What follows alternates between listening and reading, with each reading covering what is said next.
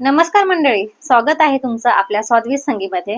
आज मी तुमच्यासाठी घेऊन आले एकदम चविष्ट, कुरकुरीत आणि घरच्या घरी अगदी सोप्या पद्धतीत बनवता येणारी कोथिंबीर वडी। आता कोथिंबीर स्वस्त झाले आहे, बाजारामध्ये मस्त हिरवीगार ताजी कोथिंबीर मिळते आणि श्रावणाचे दिवस सुद्धा सुरू आहेत। त्यामुळे श्रावणात ही कोथिंबीर वडी नक्की एकदा बनवून बघा। अतिशय चविष्ट अशी ही कोथिंबीर वडी लागते आणि सगळ्यात महत्त्वाचे म्हणजे बनवण्याची पद्धत ही खूपच सोपी आहे। तर सगळ्यात अगोदर आपण घेतली आहे ही छान अशी हिरवीगार ताजी ताजी कोथिंबीरीची एक जुडी। आता ही कोथिंबीर आपल्याला व्यवस्थित अशी निवडून घ्यायची आहे। बरेच जण कोथिंबीर वडी बनवताना देठासकट कोथिंबीर वापरतात, पण माझी पद्धत थोडीशी वेगळी आहे। मी इथे फक्त कोथिंबीरीचे पानं वापरणार आहे। तर बघा, अशा पद्धतीने पानं वेगळी करून घ्यायची आहेत आणि देठ वेगळ्या बाजूनी ठेवायचे आहेत। हे देठ मात्र अजिबात फेकून देऊ नका, कारण हे देठ पण आपल्या भाजीमध्ये, आमटीमध्ये, ग्रेव्हीसाठी किंवा चटणीमध्ये वापरू शकता। त्यामध्ये चांगले पोषक घटक आणि फायबर्स असतात, त्यामुळे अन्नाची अजिबातच नासाडी करायची नाही। तर अशाच पद्धतीने आपली सगळी कोथिंबीर निवडून घेऊया। तर बघा, आपली कोथिंबीर व्यवस्थित अशी निवडून झालेली आहे। आता ही कोथिंबीर आपल्याला 2 ते 3 वेळा स्वच्छ अशी पाण्याने धुवून घ्यायचे, कारण कोथिंबीरमध्ये माती, धूळ किंवा इतर काही कणही असू शकतात। त्यामुळे नीट स्वच्छ धुवून घेणे हे खूप महत्त्वाचं आहे। तर बघा, कोथिंबीर स्वच्छ अशी 2 ते 3 पाण्याने मी धुवून घेतलेली आहे।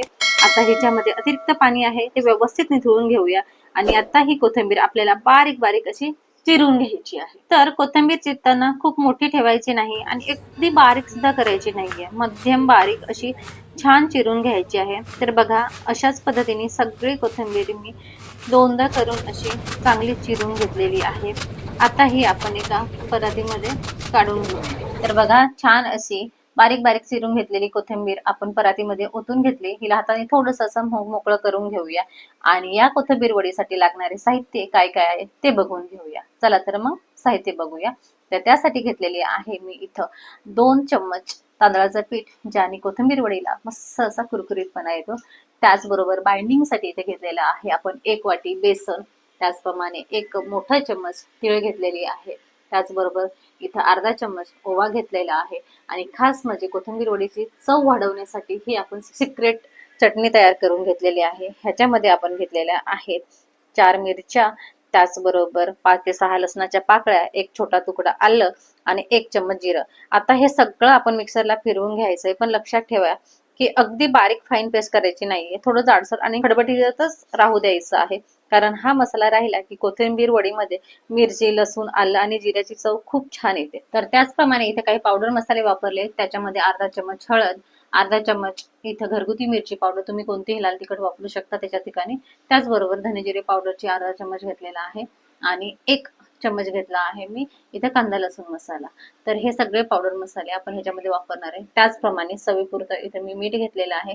इथे मी सेंधा मीठ वापरलेलं, तुमच्याकडे ते नसेल तर आपलं साधं मीठ वापरलं तरीही चालेल। त्याचप्रमाणे इथे चव वाढवण्यासाठी चाट मसाला आपण वापरणार आहोत। ह्याच्याने एक अप्रतिम चव अशी आपल्या कोथिंबीर वडीला येते। त्यामुळे तुम्ही आवर्जून इथं पाव चम्मच तरी चाट मसाला वापरा आणि त्याचप्रमाणे इथं पाव चम्मच आपण हिंग घेणार आहे। तर सगळे साहित्य बघून झाले, आता एक एक करून हे साहित्य ह्या कोथिंबीरीमध्ये ऍड करायचे आहे। तर बघा, सर्वप्रथम आपण घेतलेले आहे ही तयार करून घेतलेली हिरवी चटणी, ती सगळी अशी व्यवस्थित मिक्स करून घेऊया। त्याचप्रमाणे इथं मी ओवा घेतलेला आहे, हा ओवा हातावर ठेवायचा आणि छान असा चोळून आणि मग त्याच्यामध्ये ऍड करायचं, जेणेकरून त्या ओव्याचा फ्लेवर ह्या कोथिंबीरमध्ये उतरेल असं म्हणून। तर बघा, हा ओवा पण चोळून छान याच्या कोथिंबीरमध्ये घातला। त्याचप्रमाणे इथं आपण तिळ घेतलेले, तिळे पण घालूया ह्याच्यामध्ये। त्याचप्रमाणे इथं काही आपण जे पावडर मसाले सांगितले होते ते पण घालून घ्यायचं आहे। चवीनुसार मीठ घालायचं आहे आणि चाट मसाला घालायचा आहे आपल्याला पाव चमचभर आणि पाव चमच हिंग घालायचं आहे। ते सगळे मसाले घालून झाले, आता आपण तांदळाचे पीठ घालूया आणि जे बेसन घेतलं होतं ते घालायचं आहे। तर हे सगळे मसाले आहेत हे असेच कोथिंबीरमध्ये चांगले असे मिक्स करून घ्यायचे, पाणी न घालता सर्वप्रथम। तर बघा, चांगले असे मस्त असे मिक्स करून घेतले। आता थोडंसं मी साधारणतः चमचाभर तेल घालते आणि त्या तेलामध्ये पण हे सगळे मसाले आणि कोथिंबीर चांगली असे मिक्स करून घेते। तर मस्त अशी मिक्स झाली। आता आपण हातावर थोडं थोडंसं करून पाणी घ्यायचंय आणि घट्टसर असा ह्याचा गोळा तयार करून घ्यायचा। एकदमच पाणी घालायचं नाहीये, नाहीतर खूप ते जे आपला गोळा आहे ना तो असा पातळ होऊन जाईल, कारण कोथिंबीरमध्ये पण आपण धुवून घेताना पण पाण्याचं थोडंसं प्रमाण असतंच, म्हणून थोडंसं हातावर पाणी घेऊन घेऊन आणि असा घट्टसर एक गोळा तयार करून घ्यायचा आहे। तर बघा, छान असा आपला हा गोळा तयार झालेला आहे। आता ह्याला आपण 10 ते 15 मिनिटासाठी झाकून ठेवायचं आहे. त्यामुळे बेसन आणि तांदळाचं पीठ व्यवस्थित सेट होईल आणि कोथिंबिरीचा फ्लेवर सुद्धा मस्त मिसळ. तोपर्यंत इकडे आपण वाफवण्यासाठी पाणी गरम करत ठेवूया. एका पातेल्यामध्ये पाणी गरम करून घेऊया. पाण्याला छान उकळी आली पाहिजे. तर बघा, पाणी थंड असतं, त्याच्यावर झाकण ठेवायचं, म्हणजे अगदी 5 ते 6 मिनिटात लगेच पाणी गरम होतं आणि छान अशी उकळी येते पाण्याला. तर मस्त पाण्याला उकळी आली, त्याच्यावर आपण एक चाळणी ठेवायची जी वाफवण्यासाठी आपण वापरणार आहोत. तर बघा, आपल्या मिश्रणाला 10 ते 15 मिनिटं झाली आहेत. आता आपण याचे वाफवण्यासाठी रोल तयार करून घ्यायचे आहेत. तर इथे सगळ्यात महत्वाची गोष्ट म्हणजे हाताला थोडंसं तेल लावायचंय, कारण हे मिश्रण हाताला चिकटू शकतं म्हणून. तर हाताला थोडंसं तेल लावून घेते. आता ह्या मिश्रणातला एक भाग घेऊया आणि त्याला अशा पद्धतीने लांबट गोलसर असा आकार द्यायचा आहे. खूप जाड करायचा नाही आणि खूप पातळही करायचा नाही, मध्यम आकाराचा छान असा हा रोल तयार करून घ्यायचा आहे. तर बघा, अशा पद्धतीने आपला रोल तयार झालेला आहे. रोल तयार करताना एक गोष्ट लक्षात ठेवायची की तो रोल ना पूर्ण सगळ्या बाजूने असा गुळगुळीत झाला पाहिजे, कुठं खाच वगैरे नसावी. तर बघा, छान असा आपला हा रोल गुळगुळीत, लांबट, गोलसर असा तयार झालेला आहे. अशाच पद्धतीने सगळे रोल तयार करून घ्यायचे आहेत. तर इकडं आपल्या पाण्याला छान अशी उकळी आलेली आहे.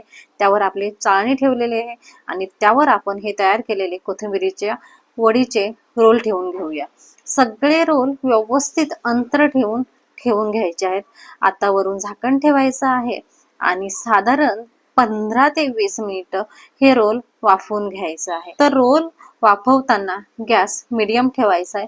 खूप मोठा पण गॅस ठेवायचा नाही आणि खूप बारीक पण ठेवायचा नाहीये. तर मीडियम गॅसवर हे 10 ते 15 मिनिटं आपण वाफवून घ्यायचंय. तर आता आपली ही कोथिंबीर वडी वाफळत आहे, तोपर्यंत आपण घरातलं बाकीचं काम करून घेऊ शकतो. बघा, अशा पद्धतीने 10 ते 15 मिनिटं झालेली आहेत. आता आपण बघूया, आता आपली कोथिंबीर वडी व्यवस्थित वाफळली आहे की नाही हे चेक करूया. तर त्यासाठी एकदम सोपी पद्धत आहे. तुम्ही एक चाकू घ्या आणि तो वडीमध्ये अलगद टोचा आणि वरती काढा. जर चाकूला मिश्रण चिकटलं नाही तर समजा आपली वडी व्यवस्थित अशी वाफळलेली आहे. मी इथे चाकूने चेक केले, सगळ्या वड्यांमध्ये चाकू रोवून बघितला, अजिबातच चिकटलेलं नाहीये त्याला मिश्रण, म्हणजे आपली वडी एकदम परफेक्ट अशी वाफळलेली गेली. आता ह्या वड्या आपण थंड करायला ठेवायचा आहे. गॅस बंद करून घेऊया. ही चाळणी अलगद उचलून आपण थंड करायला बाजूला ठेवून देऊया. पूर्णपणे ह्या वड्या आहेत ना, हे थंड करून घ्यायचे. गरम गरम असताना जर आपण ह्या वड्या कापायला गेलो ना, तर वडी तुटण्याची शक्यता असते. त्यामुळे साधारण 20 ते 25 मिनिटं पूर्णपणे थंड होऊ द्या. तर बघा, अशा पद्धतीने 20 ते 25 मिनिटं झालेली आहेत. पूर्ण वड्या थंड झालेल्या आहेत. आता ह्या वड्या आपण कापून घ्यायचंय. तर आता हे रोल आपण अलगद चाळणीमधून काढून घेऊया. एक धारदार सुरी घ्यायची. साधारणतः अर्धा ते 1 सेंटीमीटर जाडीच्या ह्या वड्या कापून घ्यायच्या. खूप पातळ वड्या कापल्या तर त्या तुटण्याची शक्यता असते आणि जाड केल्या वड्या तर त्या एवढ्या कुरकुरीत अशा होत नाही. म्हणून मी अशा जास्त जाड पण नाही आणि खूप पातळ पण नाही अशा वड्या कट करून घेते. तर बघा, मस्त अशा वड्या कट करून झाल्या. आता ह्या वड्या आपण 2 प्रकारे खाऊ शकतो. तर पहिलं म्हणजे, तुम्हाला जर तेल कमी वापरायचं असेल तर तव्यावर थोडंसं तेल घालून ह्याला शॅलो फ्राय करून आपण ह्या वड्या खाऊ शकतो आणि जास्त कुरकुरीतपणा पाहिजे असेल तर डीप फ्राय पण करू शकतो. तर इथे मी शॅलो फ्रायच करणार आहे. तर गॅसवर एक फ्राईंग पॅन ठेवलाय, त्याच्यावर थोडंसं तेल घातलंय आणि तेल चांगलं गरम झालं की ही एक एक अशी एक वडी उचलायची आणि अशा अलगद ह्या तेलामध्ये ठेवायच्या आहेत. तर बघा, अशा पद्धतीने सगळ्या वड्या आपण एक एक करून अशा पॅनवर ठेवून घेतल्या. तर आज मी इथं तव्यावर थोडंसं तेल घेते. तेल गरम झालं की आपल्या वड्या त्यावर ठेवूया. आता एका बाजूने छान अशा ह्या वड्या भाजू द्यायचे आहेत पहिले, लगेचच उलटायचे नाही. तर एक बाजू छान सोनेरी झाली की अलगद अशा उलटून घ्यायच्या. बघा, मस्त किती छान रंग आलाय ना. तर आता अशाच दुसऱ्या बाजूने मस्त आपण ह्याला भाजून घेऊया. तर दोन्ही बाजूने छान खरपूस अशा ह्या आपल्याला कोथिंबीर वड्या भाजून घ्यायच्या. तर बघा, कलर, टच आणि सुगंध, फ्लेवर त्याचा जबरदस्त असं सुटलाय. आपल्या वड्या पण छान अशा दोन्ही बाजूनी गडद सोनेरी रंगावर भाजल्या गेलाय. आता ह्या कोथिंबीर वडीला आपल्याला फायनल टच द्यायचा आहे. तर बघा मंडळी, आपल्या गरमागरम कुरकुरीत चविष्ट कोथिंबीर वड्या एकदम तयार आहेत. किती छान रंग, बाहेरून थोड्या कुरकुरीत आणि आतमधून एकदम मऊ असं. आणि हा जो लसूण, आलं, मिरची आणि जिऱ्याचा मसाला आपण घातला ना, त्यामुळे याचा सुगंध आणि चव एकदम भन्नाट झाली आहे. यासोबत तुम्ही हिरवी चटणी, गोड तिखट चटणी किंवा गरम गरम चहा सोबत पण ह्या कोथिंबीर वड्या खूपच भारी लागतात. श्रावणात संध्याकाळच्या वेळेला चहा सोबत या कोथिंबीर वड्या म्हणजे एकदम परफेक्ट कॉम्बिनेशन आहे. तर मंडळी, आजची आपली कोथिंबीर वडीची रेसिपी तुम्हाला कशी वाटली? ही रेसिपी नक्की करून बघा आणि आणि तुम्ही कोथिंबीर वडी कोणत्या पद्धतीने बनवता हे पण मला कमेंटमध्ये नक्कीच सांगा. तुमच्या पद्धतीने काही वेगळी ट्रिक असेल तर ती सुद्धा कमेंटमध्ये शेअर करा. व्हिडिओ आवडला असेल तर व्हिडिओला एक लाईक करा. तुमच्या मित्रमैत्रिणींना, नातेवाईकांना आणि कोथिंबीर आवडणाऱ्या प्रत्येकाला हा व्हिडिओ शेअर करा. आणि अजून अशाच पारंपरिक, घरगुती आणि सविस्तर रेसिपीसाठी आपल्या स्वादवी संगी चॅनलला नक्की सबस्क्राईब करा. पुन्हा भेटूया अशाच एका नवीन रेसिपी सोबत. तोपर्यंत छान खात राहा, आनंदी राहा आणि आपल्या पारंपरिक चवी जपून ठेवा. धन्यवाद.